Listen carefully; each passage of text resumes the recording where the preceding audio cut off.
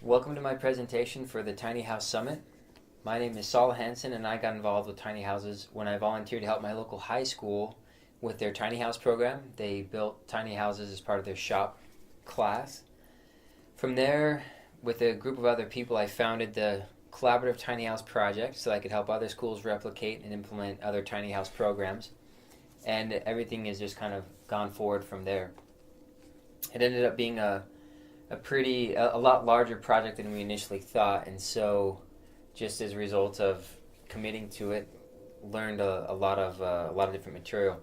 So I'm going to be covering 6 different areas. So I'm going to be covering the philosophy and concepts that we found resonate with the tiny house movement from the project that we did, the different demographics most interested in our project and as well tiny houses in general, and statistics revolving around why tiny houses are such a good idea. And then we're going to move to the lessons learned from the Collaborative Tiny House Project. And from there, that's going to segue into how to navigate legal pitfalls before building a tiny house. And then we're going to go to a conclusion. And so starting off with philosophy and concepts, we delved into why tiny houses appeal to people. We wanted to try to figure that out so that we could cater our marketing to really what resonated with people. And we identified a few core things. Some people see tiny houses as a method of getting a conventional house debt-free, almost like a springboard, as a way to save a lot of money so they can later on put a down payment towards a normal-sized house, while others look at them as a way to avoid a conventional house entirely. For the younger generations, it seems like it was split between these two. Some want to live a minimalist lifestyle indefinitely, while others see tiny houses as a way to save money rather than paying rent living somewhere else, so that they can save more aggressively for a conventional home later. For others, there are many who have had the big house with the white picket fence, and they have kind of been there and done that. And between realizing they don't need that much house and not wanting that much house to keep up on, tiny houses are the perfect solution. We'll get into more of those the different demographics later, like I mentioned earlier. Also, the concept of simplicity is one that resonated a lot with people. In the United States of America, there is a remarkable system in place that caters to demand, based on capitalism and such. Because the house with the white picket fence has been the demand, business in our society has adjusted to be able to provide that for people, and to provide it for anyone. I want to say that I admire this system, and I'm really grateful for it. I am really amazed at everything and all of the perks and hookups that we have in this country. However, this system can and does work against a lot of people. In just for an example, I'm going to get into a couple things. So in our society, we have every type of insurance. There's health insurance, dental insurance, life insurance, car insurance, house insurance, and probably a whole lot of others. And as a result of our society, each one comes with an emotional weight or burden. Each one has a little bit of a financial responsibility, and so those add up. And so whether or not someone has them, it still kind of takes its toll. Yeah, regardless of whether or not someone has them, it definitely takes its toll because of the expectation that we should have them. So out of all of these different things, out of all the different costs and things that pile up that we have to cover as members of this society, housing is the greatest expense in anyone's life.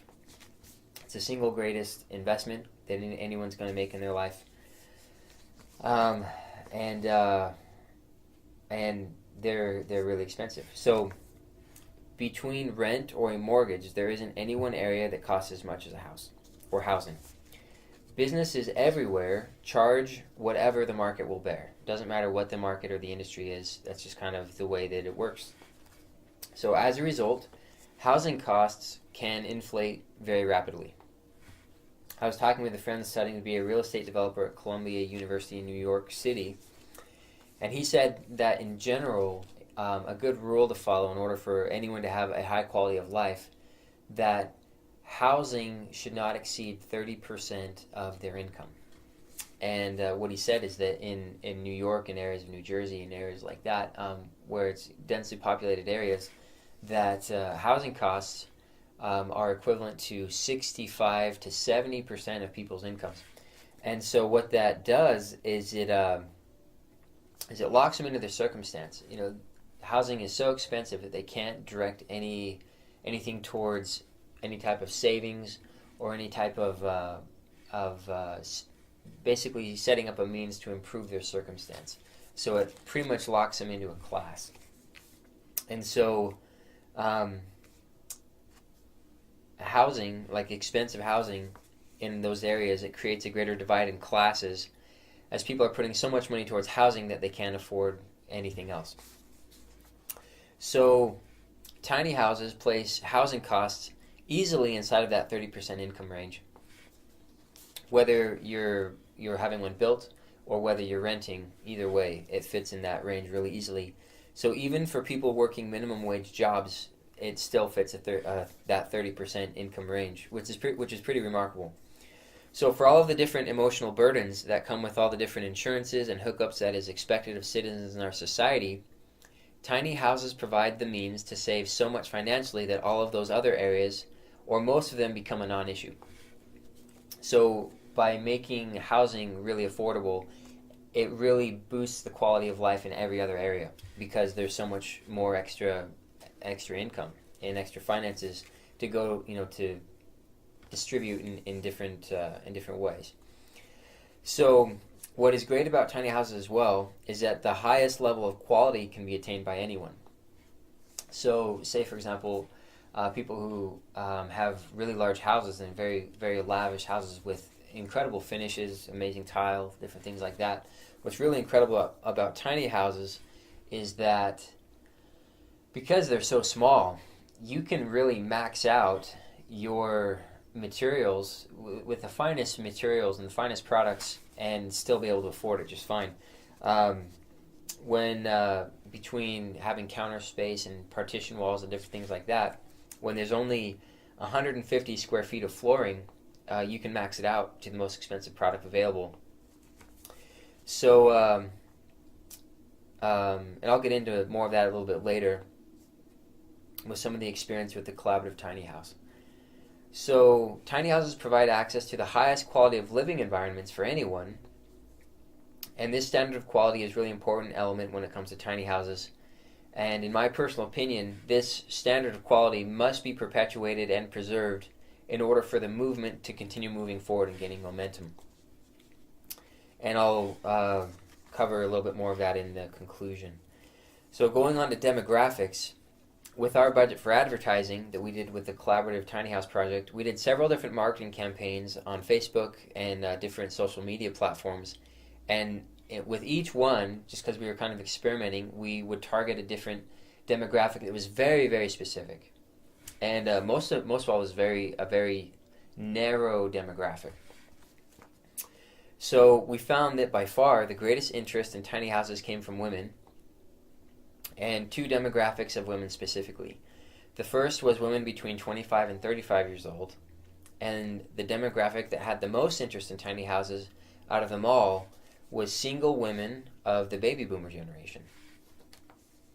So right now in the United States of America, there is already a shortage of caregivers for full-time assisted living situations. In the coming years, all of the baby boomers will retire, and it won't be long till they will be in need of caregivers. When this happens, in just a few years, like this isn't theoretical, like this is coming, 20% of the U.S. population will be over 65 years old. So 1 in 5 people. Assisted living care facilities cost between $55,000 to $85,000 a year. Most low and middle class families will not be able to afford these premiums for any of their family members that are going to be needing full-time care. So up until this point in the world, I would say that the United States and possibly a few other countries that have a lot of similar dynamics, the the tradition has been to be in hot pursuit of your own American dream, and then as soon as you reach retirement age, you either take care of yourself for as long as possible, and then eventually go into a permanent assisted living facility, and your family, instead of taking care of you or helping you out in a full time situation, they are then in the prime of their lives and are in hot pursuit of their American dream, and so just kind of the culture in our society has just kind of expected that, and it's just kind of built into our society that we don't take care of our elders, and that's a very different concept compared to a lot of other countries. I have a little sister, and she was visiting with someone who was asking about where we lived and our family and such, and this person was from an Asian country, and was a foreigner, and so in explaining that, like, oh yeah, we live out in the country, we grew up on a ranch, and so each one of us lives up there. So my grandma has her house, and then a while over, get further over on the ranch, then there's my uncle and in parents, and so this young lady was like kind of shocked. She was appalled, and she's like, wait, she's like, you mean your grandmother lives by herself, all alone? And she was she was horrified, that was the case. She's like, you mean she's all by herself? And she's like, yeah, she has her own place. And the next question that she asked was, well, who takes care of her? And so in every other country in the world, the standard is for elders to move in with their children well before they are in need of full-time care, and they become family members and parts of the family, and then that way family managed care is kind of built in, and these elders help take care of the children, and it's very much of a symbiotic relationship where it's mutually beneficial. And so that's the way that most other countries do it. And so very, very soon, the United States of America will, by necessity, be forced to transition and shift to more of a social model where that's like socially acceptable and where that's common, because there isn't enough money in the country, in the healthcare system as it is, and there's just going to be this flood of people who need full-time care. And so what will happen is we will likely experience a tremendous shift in lifestyles as a society as families transition to family managed care. So not for all, but for many, tiny houses will be a financial solution that enables elderly parents or grandparents to still have their own space, but still remain close in proximity so that they can be monitored by family. There was a gentleman who started Healthy Tiny Homes, and he is pretty much on top of this concept. If he were to focus on one demographic, then this would be it. In general, pretty much every product that we enjoy now is a result of the baby boomer generation. Almost every company has catered to the needs of the baby boomer generation as it is, from childhood through adulthood and now, into their elderly years. And so he, in observing that, that's kind of where he's at. And so one of the things that he mentioned was that elderly people, they don't really need care very often when they're in their own space. But when they need help, they really, really need help. So say when they've fallen or something like that. And so I have a grandmother who's 84, I think. She might be 85. And I think she'll be 85 in March. Anyway,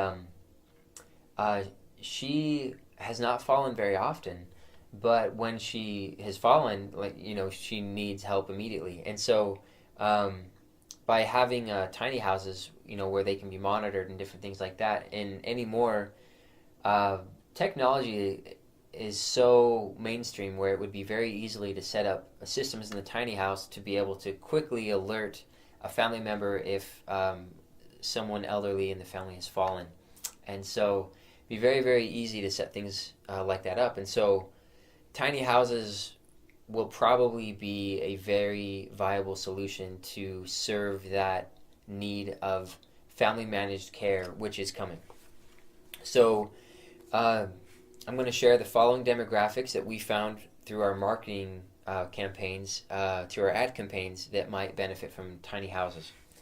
So the baby boomer generation in general, single male baby boomers, single female baby boomers, mother-in-laws, elderly parents and grandparents under family managed care, retired veterans, young veterans recently out of the military, and also single active duty military personnel. A lot of times, they're here and then they're gone, and so having a place that they can either take with them to their new orders or stay in when they return home before they go out on another tour.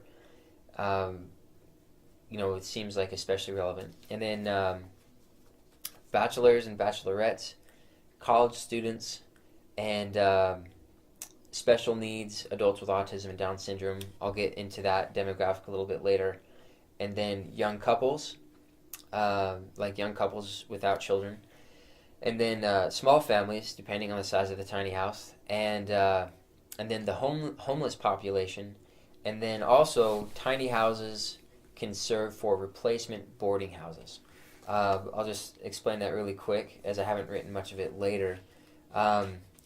In kind of delving into this, I think it was in the mid-90s, somewhere around 1996, where the majority of all boarding houses throughout the country were closed. And so generally single men who worked either full-time or part-time jobs but didn't have families, they would work and then they would live in these boarding houses where basically there's like a shared kitchen and a shared public restroom, and then each one of them had their own individual rooms with simply a bed, maybe a TV, very, very simple, and almost set up like a hostel. And so for whatever reason, these boarding houses were closed, and so a lot of these gentlemen who depended on boarding houses and where that had just been their lifestyle, as soon as that was removed, there was not an affordable replacement and has not been an affordable replacement since. And as a result, the homeless population has skyrocketed. And so a lot of the homeless population are people who used to stay in boarding houses. And so tiny houses, in terms of different cities, can serve as affordable means for the city to provide replacement boarding houses. And one of the other things as well is that in most cities there are a lot of local charities, Catholic charities and such, who are very passionate about helping the homeless populations, and they have already volunteered or are willing to volunteer real estate to be used specifically for tiny houses to give housing to either the homeless or as replacement boarding houses. And a lot of that's already in place in most cities, and it's just I guess maneuvering through the legal things and forming the right partnerships in order to make that happen. All right, so going back into the demographic of special needs.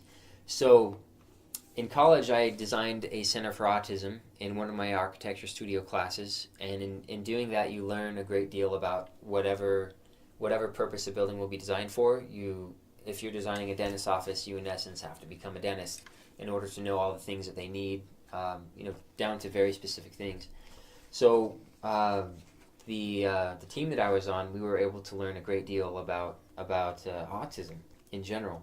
So one of the things we learned is that for anyone that is deemed, mentally incapable or not competent, these people are disqualified from inheriting homes or real estate from their parents or family, and as they are not mentally qualified to take care or manage the properties.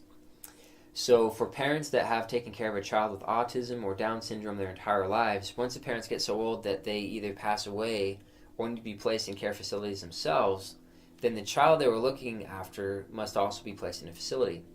So it takes a long time for any given person with these disabilities to become accustomed to a new environment. So tiny houses qualify as private property, not real estate, and as a result of that, it makes it so that people with mental disabilities could inherit a tiny house that they could live in, which is kind of interesting. So if started early enough, parents can place their adult child with mental disabilities in a tiny house so they keep an eye on them, keep them close, but where they have their own space.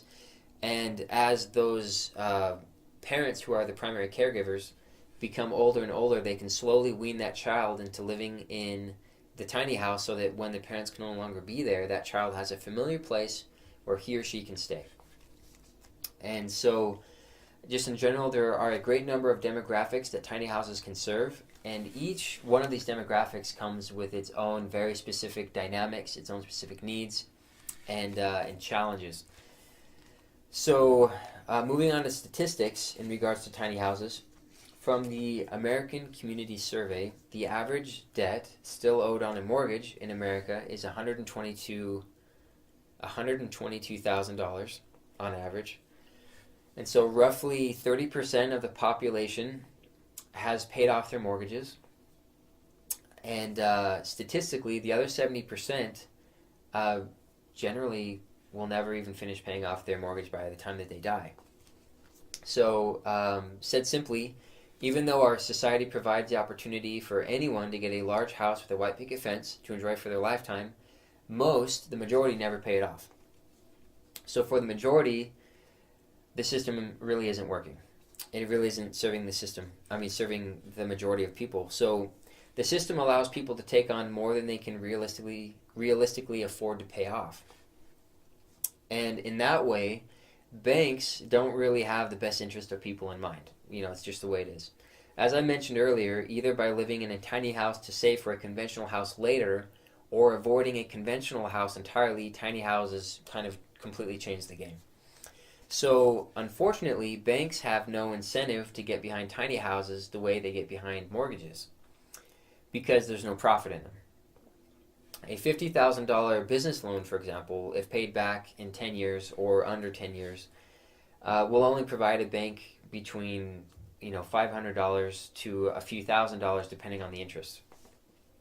And so, and if paid off really rapidly, then it can be remarkably low. So in regards to tiny houses, the paperwork that has to be done for such a minimal amount of profit isn't worth the bank's time to invest at all. So if anything, tiny houses are taking profit away from banks, as people who normally would be taking out mortgages no longer need to do so.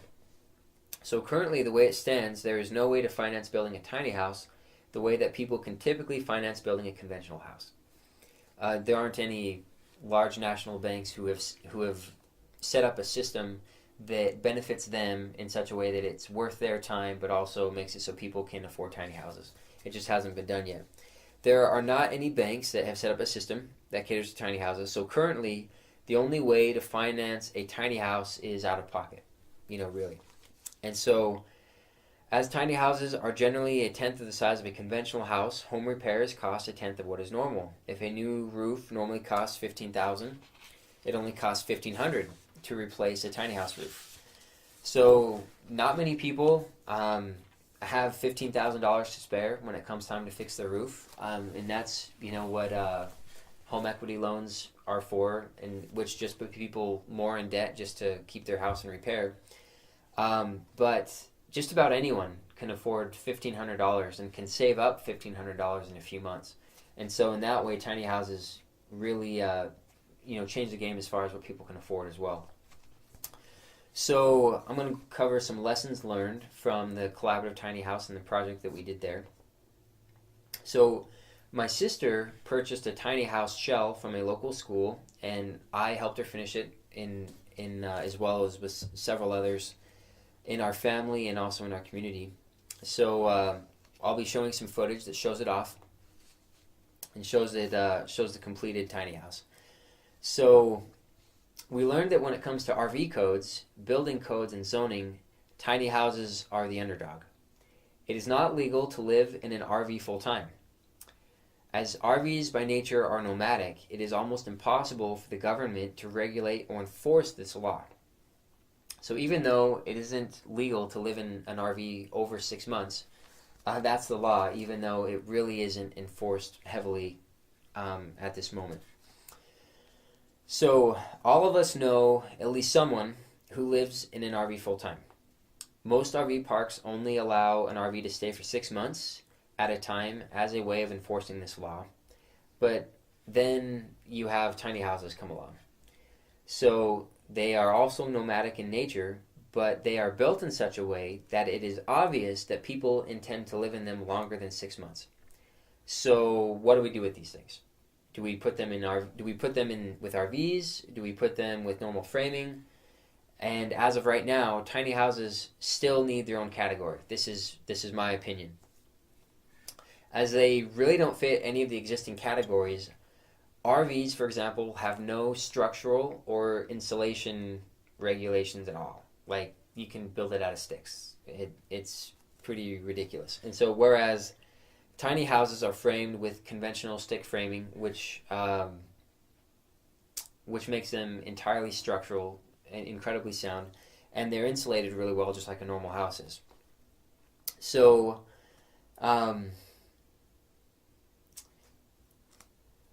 in my opinion, as of right now, tiny houses still need their own category, as they really don't fit any of the other existing categories. What has happened is that tiny houses have been funneled into the RV category, even though it really doesn't fit it very well. The only way that you can use a tiny house, the way that you can use a normal house when it comes to living in it yourself or renting it out and basically using it however you would want to because you own it, the only way you can have that type of freedom is if you get it certified as an RV by a certified RV manufacturer. I added up all the fees involved with starting a commercial RV company so that you could become a certified manufacturer, and just in fees alone, basically for setting up different licenses and different inspections for things coming up, it came to roughly $6,000 in Washington State. And so apart from these fees, you must also have a brick and mortar manufacturing facility that you'd also have to pay for. And this facility would have to meet OSHA standards, and you have to have a manufacturing assembly line plan and manufacturing procedure, and it has to be posted in plain sight. And there are a lot of other regulations and different things that are required by the government, such as routine and random safety inspections by Labor and Industries. And so, basically, said simply, by placing tiny houses in the RV category, it has disqualified tiny houses from the do-it-yourself market. And so, if do-it-yourselfers build a tiny house, it is nearly impossible to make it a legal vehicle or structure. And so, if you build a tiny house that you build it yourself and it's a do-it-yourself vehicle, in almost every state in the country right now, it will be an illegal vehicle and structure, and you will be living in it illegally or using it illegally. That's just the way that it stands right now. So, and most people can't afford to set up they don't have the time to fill out all of these $6,000 worth of fees and regulations and their own manufacturing facility. And so, really, it really disqualifies it from the do-it-yourself market, which is really sad. And so, in my opinion, placing tiny houses in the RV category is a mistake, and it needs to be changed.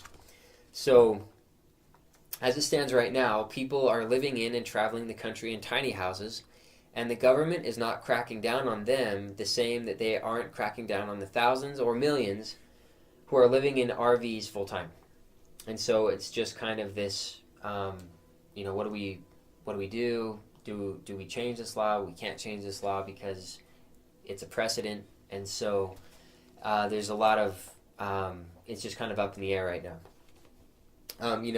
Kind of, I guess said simply, tiny houses just messed up everything as far as the current system in place. So, in my opinion, the best thing that could happen with tiny houses, from the experience in helping my sister finish hers and learning everything about all these legal hurdles that you have to cross that are very unique, just specifically to tiny houses. It is easier to build a conventional size house, far easier to do that than it is to build a tiny house when it comes to the legal hurdles. So, in my opinion, the best thing that could happen with tiny houses is if a new category of housing was created and defined specifically just for tiny houses. And I think that it should be called something like mobile accessory dwelling units. If placed on a trailer, the trailer would first have to be inspected by the Department of Licensing or respective state patrol to verify that the trailer is roadworthy, and from there, the construction side of things needs to be handled by local building inspectors and treated just as if it is a new construction home, and follow building codes for the International Residential Code, the IRC. And once completed, the tiny house would then have to go back to the Department of Licensing a second time to verify that the tiny house is within the weight capacity standards of the trailer and tongue of the trailer, and that the trailer is roadworthy. So that's what I think needs to happen. I think that would be the best thing in order for tiny houses to really get some serious traction, as if something along those lines occurred. So right now, every state and every county inside the state treats tiny houses differently. Some welcome tiny houses with welcome arms. Others make it impossible to have them and are downright hostile towards them. So, for example, Oregon and several counties in Oregon are extremely friendly to tiny houses, whereas Washington, just above Oregon, is really hostile, especially in the Seattle area. Most of all those areas have gone to extreme measures to make sure that tiny houses are impossible to build legally. So before you start building a tiny house for yourself, you need to realize that you need to dig really deep into your local community to find out what the local codes and zoning are, so you can see if it is even legal for you to build yourself a tiny house. It sounds ridiculous that it may not be legal for you to build something on your own property, but that's the way it is. If you build a tiny house for yourself, in most cases, the only way you will be able to live in it is if you also have a conventional size house also. The reason for this is that decades ago, maybe even a long time ago, I honestly haven't looked into when these laws were originally made, but it was a long time ago. So whenever residential building codes were being established, the government came up with a number of 600 square feet as the minimum size of a house that can be built in any given county. Why? Because they charge a certain amount in taxes per square feet for property. And anything below 600 square feet didn't provide enough income from taxes to support the local bureaucracy in order to manage the affairs of the county. In addition to that, at the time, whoever wrote these laws probably never imagined that people would want to live in anything less than 600 square feet. So they didn't think it would be a problem, obviously. So again, tiny houses turn that idea on its head. They come along, and because they are under 600 square feet in most cases, almost all tiny houses are under 600 square feet, they don't meet the minimum requirements to support the local bureaucracy. So that's another thing that's against them. So in my opinion, if the verbiage were changed to 600 square feet or less, rather than a minimum of 600 square feet, that people with tiny houses would be obliged to pay taxes for a 600 square feet home, even if their tiny house